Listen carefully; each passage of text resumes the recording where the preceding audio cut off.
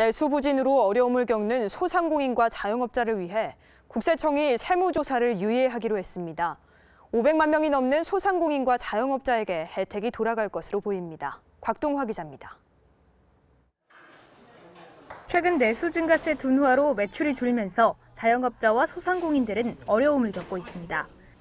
소기업 셋 중 하나는 20%가 넘는 매출 하락을 경험했습니다. 문재인 대통령은 이와 관련해 지난 14일 자영업자와 소상공인의 세금 부담을 완화하기 위한 특단 대책을 마련하라고 지시했습니다. 이에 국세청은 자영업자와 소상공인 세무조사 유예 면제 등 내용을 담은 지원책을 마련해 발표했습니다. 대통령께서는 최근 경영력 간 악화로 많은 어려움을 겪고 있는 자영업자와 소상공인에게 실질적으로 도움이 될 수 있도록 적법한 범위 내에서 세종상 가용할 수 있는 모든 지원 수단을 포함한 특단의 대책을 강구하라는 지시 말씀을 하셨습니다. 내년 말까지 자영업자와 소상공인은 모든 세무 검증에서 배제됩니다. 세무조사 유예, 선정 제외, 신고 내용 확인 절차 면제 등 혜택을 받습니다.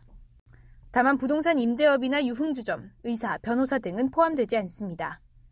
탈세 제보 등을 통해 명백한 탈루 혐의가 확인되면 엄격한 검증을 거치도록 할 예정입니다. 일자리를 창출하고 청년 고용에 앞장서는 자영업자와 소상공인도 혜택을 받습니다. 혜택을 받으려는 자영업자는 일자리 창출 계획을 다음 달까지 국세청에 접수하면 됩니다.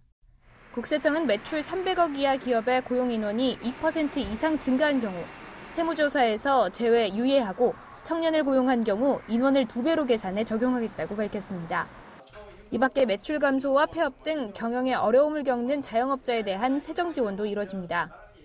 직전 3개월의 매출이 20% 이상 감소하는 등 경영상 어려움이 큰 자영업자는 국세 납부 기한을 연장해주고 징수 유예를 실시합니다.